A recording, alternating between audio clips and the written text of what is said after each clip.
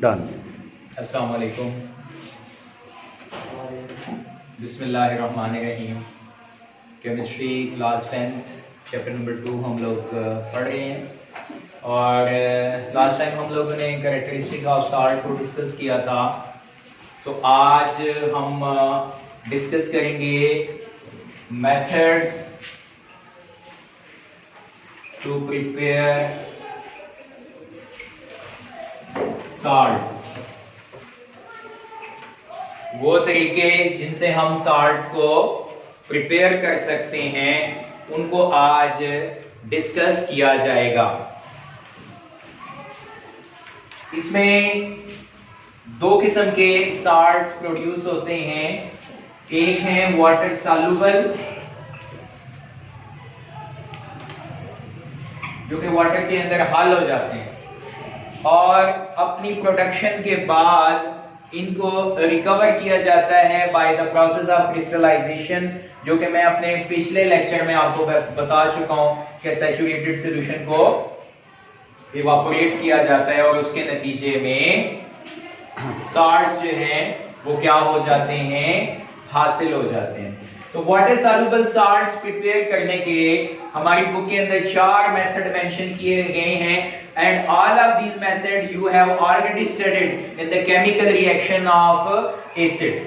Acid के जो chemical reactions हैं उनमें हम लोगों ने ये मेथड डिस्कस किए हैं with different example, not that from the book. आप लोगों को कॉन्सेप्ट आपका क्लियर करने के लिए, आपका विजन क्लियर करने के लिए मैं डिफरेंट एग्जांपल्स के साथ जो है इसको बोर्ड के ऊपर आपके सामने जो है वो मेथड को एलैबोरेट करूंगा। तो फर्स्ट मेथड जो वाटर सॉल्युबल साल्ट प्रिपेयर करने का है वो है by the reaction of N acid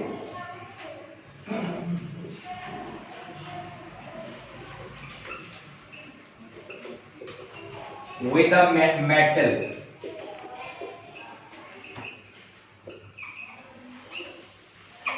जब हम किसी एसिड को किसी भी रिएक्टिव मेटल के साथ रिएक्ट करवाते हैं तो उसके नतीजे में वाटर सॉल्युबल साल्ट ऑब्टेन होता है। फॉर एग्जांपल हम ले लेते हैं जिंक मेटल को और इसको रिएक्ट करवा देते हैं सल्फ्यूरिक एसिड के साथ, जो कि एक मिनरल एसिड है।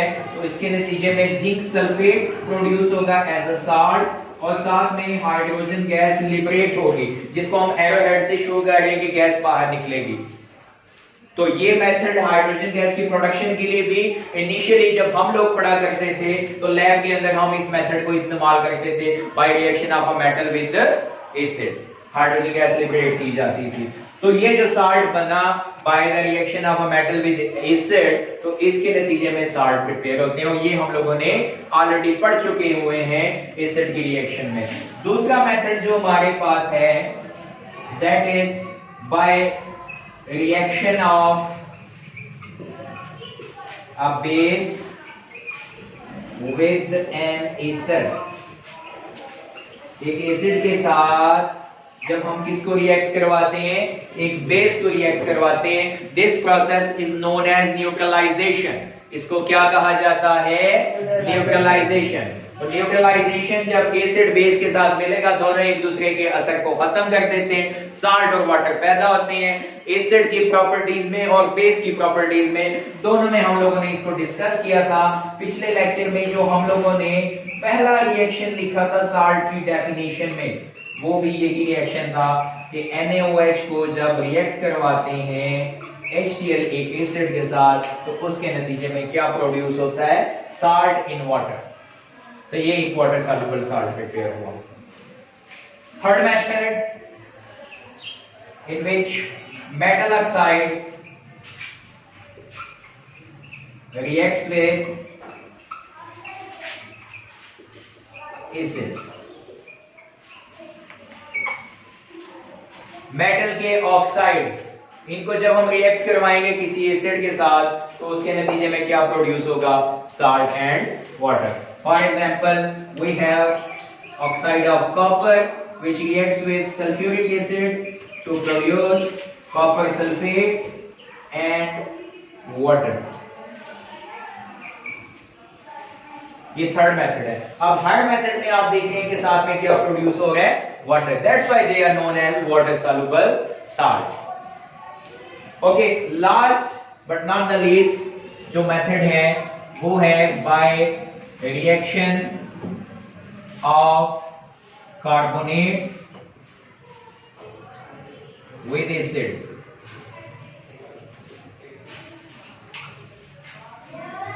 कार्बोनेट एंड बाइकार्बोनेट को जब हम रिएक्ट करवाते हैं तो उसके नतीजे में salt water and carbon dioxide produce होते हैं. वी हैव कैल्शियम कार्बोनेट और इस मेथड को हम कार्बन डाइऑक्साइड की प्रोडक्शन के लिए भी इस्तेमाल कर सकते हैं. Reacts with 2HCl to produce calcium chloride, water and carbon dioxide gas. तो ये मेथड जो है वो आप इस्तेमाल कर सकते हैं वाटर सॉल्युबल साल्ट्स बनाने के लिए. मेटल कार्बोनेट की जगह पे अगर आप मेटल बाइकार्बोनेट ले लें तब भी salt water and carbon dioxide gas liberate होगी. एक छोटा सा प्रैक्टिकल एक्टिविटी आपको घर के लिए मैं बता देता हूं. अर्लियर हम लोग इसको अपनी क्लास के अंदर परफॉर्म कर चुके हैं कि आप जो है वो थोड़ा सा विनेगर लीजिए और थोड़ा सा जो है वो कास्टिक बेकिंग सोडा जिसका फार्मूला होता है NaHCO3.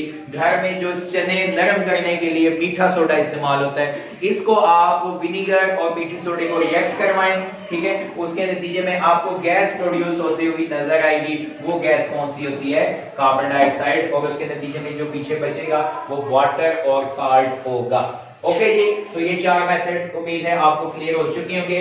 नेक्स्ट है वाटर इनसॉल्युबल साल्ट्स. दो salts which are not soluble in water, जो पानी में हल नहीं होते. They are produced by the method in which two water soluble salts, दो वाटर soluble salt जिनमें सोडियम नाइट्रेट और सिल्वर क्लोराइड को हम एज एग्जांपल ले लेते हैं, ये दोनों वाटर में soluble हैं.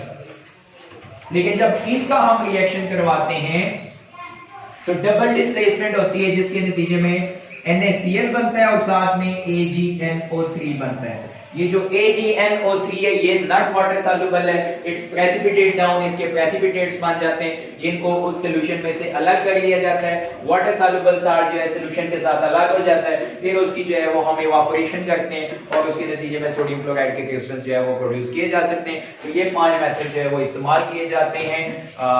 इस लेक्चर के बारे में अगर आप लोगों के माइंड में कोई क्वेश्चन पैदा होता है, कोई आप लोगों के कमेंट्स हैं, तो हमें जरूर उनसे आगाह कीजिएगा. आपकी राय का हम एहतराम करेंगे. हमारे YouTube के चैनल के ऊपर आप इस वीडियो को देख सकते हैं. Thank you very much.